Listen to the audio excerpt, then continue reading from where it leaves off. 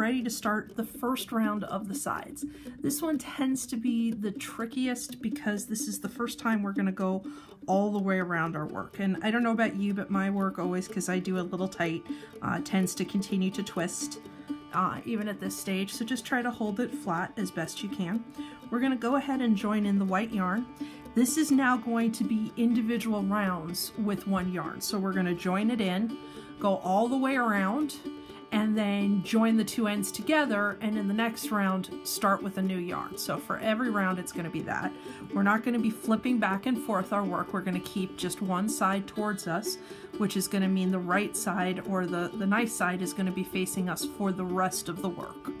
So for this first round, we're going to go ahead and join in one of the corners. I find, you can do any corner, but I find this corner here, opposite where we just ended, right here, is the best one to start. That's going to give us nice actual single crochets to go into for the first part. We're going to go 40 stitches right across, so just one in every single crochet. When we get to the corner here, and there goes my white yarn, sorry. We get to the corner here, we're going to go right around and do 5 single crochet into the edge. So you just sort of need to evenly space them as best you can. You are going to have to double up in a corner somewhere to get all 5 in there, so we'll do that together. Do 5 on the edge, now 40 along the bottom. You do the best you can, again, one in each stitch as you can. It's not going to be the nice end stitches like we had on the first side, where it's really easy to go into them. You are basically just evenly spacing 40 of them down there. Come to the corner, we're going to have to double up at least on one of the corners, and we'll do 5 more to finish that. So that will give us 40 plus 5, 40 plus 5, for a total of 90 stitches all the way around. So let me grab my yarn I dropped on the floor, and we'll get started. So white yarn, I'm going to start in this corner here, opposite where I just ended, just in the very first single crochet. I'm going to go ahead, pull in my yarn, and do just a chain stitch or just a slip stitch to start it. That's going to count as my first single crochet. So where you join counts as 1 stitch. So now I'm going to go ahead and do a total of 40, so 39 more along this side. So this is 2, 3,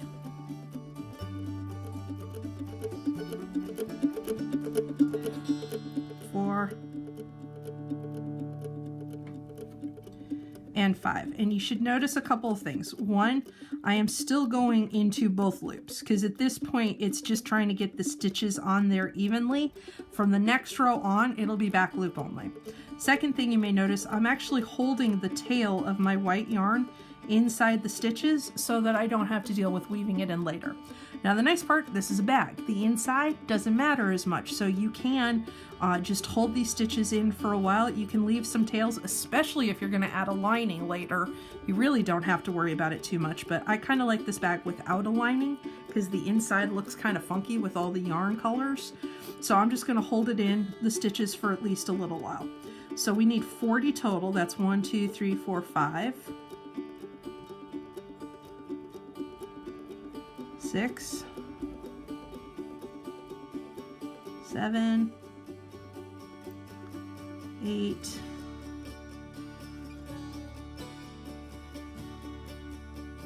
9, 10. So I'm going to stop the tape now and just meet you at the other side. Go with the 40 all the way across. Stop there, but don't chain 1 to flip. We're just going to do 40, stop, and then start going around the corner. So I'll see you there. All right, I'm just on the last few stitches here. I've got 38, 39, and my last one on this side, 40.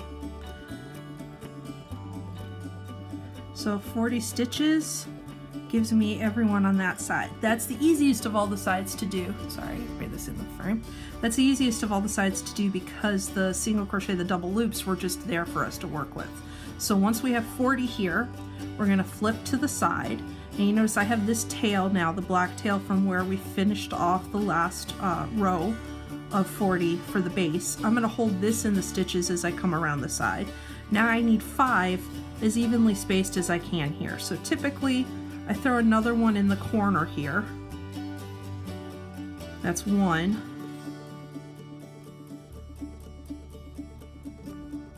Two. So sort of between stitches here, between the rows.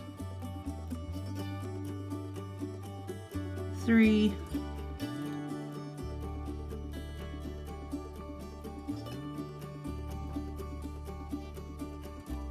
Four. We'll go ahead and we'll have 5 right there. So that's the 5 stitches for the end. Now these corners will start to fold up a little bit on you. That's good. That's what we want to have. This first round all the way around, like all things with crochet, the first round is usually the toughest because it's establishing everything. But you will notice these corners starting to pick up a bit, and that's good. So now we're coming around to this side. I'm going to drop the tail from the side, pick up the tail from the end, and I need 40 stitches along this side as evenly as possible. You can go right in here if you want. It looks like I've got a space right here. I'm going to go into that. There's 1.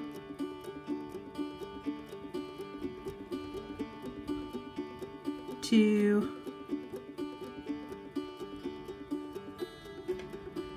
3.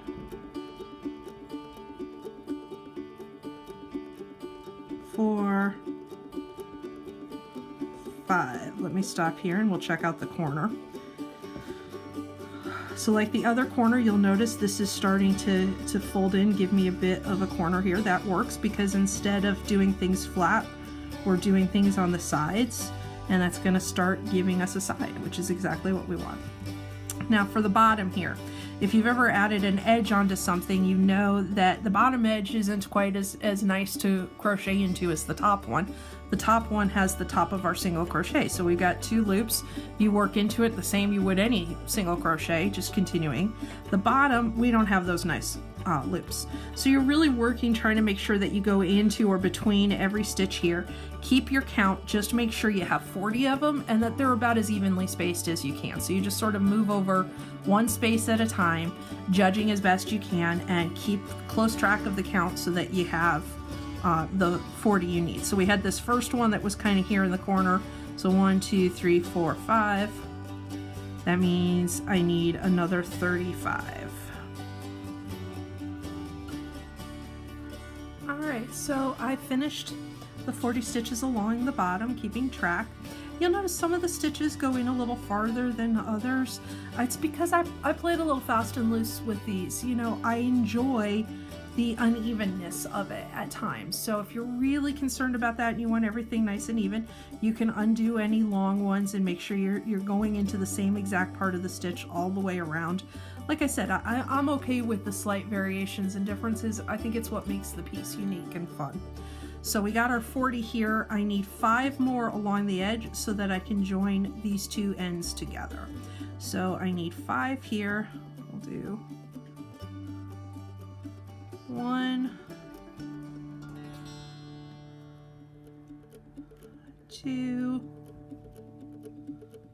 3. Now you see the corners forming. 4. And for the 5th one, I'm going into this corner right there. All right, so we made it all the way around, 40 on each of the long sides, 5 on the 2 short sides. I'm going to go ahead and cut my yarn and then do a needle join here to put the 2 ends together. This first needle join tends to be the roughest of all of them because, again, it's the first time we're connecting everything up. So for the needle join, you're going to cut the yarn and just pull the tail end through the 2 stitches. Now here, you can use this with a needle. That's what you're supposed to do a needle join with, except I'm too lazy to join a needle, so I do it with my hook. I'm going to put my hook from back to front through the first single crochet. Notice not that chain stitch I used to connect it, but the single crochet that came after it. I'm going to grab my yarn and pull it through both loops right there. So now the yarn's here. I'm going to bring the yarn back to the front. I'm going to come to my last single crochet from the round, which is right here, and go from back to front just through the back loop. So you notice I'm coming through the middle of that stitch. Grab the yarn and bring it through the middle of that stitch, and that connects them up with something that looks exactly like a single crochet, and it finishes it out for us. So here's your very first round. You notice your corners should be forming a little bit. The more we do, the better it'll look. We need about 3 or 4 of these rounds before you start seeing that there are definitive sides. Now is a good time to go ahead and cut any tails. You want to leave the one you just did from the needle join, leave that nice and long because we'll hold that in the stitches in the next round. But any of these other ones you held for a while, you can go ahead and cut them. If you're worried about any of your tails, you can weave them in instead of holding them in the stitches, whatever you feel most comfortable with. And for that, we are done. So round 1, the hardest of the rounds, just getting the first one done, is finished. Our next one, we'll be able to work just in the single crochets we did around, so we'll have a nice edge to work into. And for this next round and every one thereafter, we are going to only be working in the back loops. So that's it, ready for round number 2. Round number 2, we're going to go ahead and join the red or orange yarn in here. You can join in any stitch you want. I usually try to space it a little ways away from this corner where we started before. Like I said, that first needle join tends to be a little on the loose side, so I don't want to start right near it again. So I'm going to start the same side but down quite a ways. Any stitch, doesn't matter. You're going to join back loop only with a chain. And now we're going to do 90 single crochet all the way around. That first one counts as our first stitch. No fancy stitches here, no weirdness. We're just going all the way around with single crochet and join the 2 ends when we get together. So it's good to keep count still, just to make sure everything you did in that last round, that first white round, did give you the 90 stitches you need.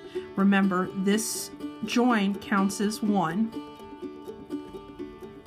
Back loop only, 90 total. So 2, 3, 4, 5, 6, 7, 8, 9, 10. You'll notice back loop only for the stitches, and I'm holding the tail in for a while just to hold that, or hide that tail instead of weaving it in later. As we get to the corner, we're not going to have to double up anywhere. We're just doing 1 single crochet into the back loop of every stitch. So it's 11, 12, 13, 14,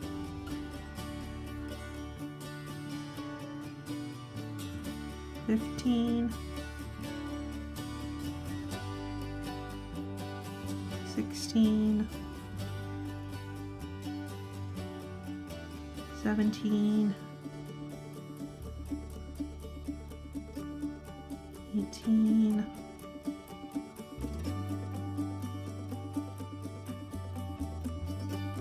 19, and 20. Like I said, around the corner, we don't have to worry about doubling up or worrying, do I have exactly 5 on the edge? Now that you did that round in white with the 45, 40, and 5, everything should be set up. So for now on, you just do 1 stitch per single crochet in the previous round. So it should all work out nicely. So go ahead, go all the way around until you're finished. So every white single crochet now has an orange single crochet in the back loop. Keep count just to make sure in the end you have 90, including the first one we connected into with the chain, because that counts as our first single crochet. So go ahead, I'll join you I'll rejoin you when we do the needle join at the end of the round. Okay, I just finished my 90th stitch all the way around. Again, it's very helpful to keep track of your stitches at this point. If along the way your stitch count is off, you got a few options. You could try to add a stitch or do a two together to do a decrease if you're one off, either more or less, but that can sort of screw up the feel of the bag. So the best thing to do is to undo the work until you find where you made the mistake. So for these beginning rounds, it's really, really critical to have the count be right so that you're not trying to redo work. And these first rounds are the hardest ones in terms of keeping everything together. So the more accurate you are, the better off you are in the long run. So you'll also notice with me, my work starts twisting a lot as I do these sides because I do my stitches fairly tight. I think it looks neater that way. Like I said, I think my hook's even a little bit small for this yarn, but I think it looks better a little tighter. So I'm going to go ahead, now that I've done all of them all the way around and I had 90, I'm going to cut my yarn and do the needle join. So again, with the needle join, you're going to pull the yarn through your stitches. And now we're going to connect it up. So with the hook, there's a little fuzz there, I'm going to go from back to front through both loops of the first single crochet. So not where we joined, but the single crochet that came after that. I'm going to grab my yarn and pull it through to the back of the work. Tighten it up a little bit, bring the yarn back in the front. Now take your hook to the last single crochet of the round, and I'm going to go from back to front, but only through the back loop. Grab my yarn, pull it through. So you notice it gives you something that mimics a single crochet over that chain stitch where we started. So everything looks nice and even, and you can't even see where the yarn got joined in the end. So that's there. I have a huge tail of yarn, so I'm going to trim it a little bit, but I'm not going to cut it really short because I'm going to hold it in my stitches in the next round instead of weaving it in. If you would prefer, you feel more comfortable, go ahead and weave that tail in now, and then you don't need to worry about holding it in your stitches. That's just a personal preference. So here you go. You notice by the second round, we're starting to have more definitive sides. You can see where the work is. Remember, you're going to keep this front-facing side towards you for the whole work. We're not flipping back and forth or going inside out or anything like that. So the nicer finished side is the outside. The sort of rougher side you're going to keep in the inside of your work. And there we go. We have our first couple of rounds. We got a few more rounds to go, but very soon, I think we have one more with just plain single crochet, and then after that, we start some overlay stitches. So one more round before the overlays start.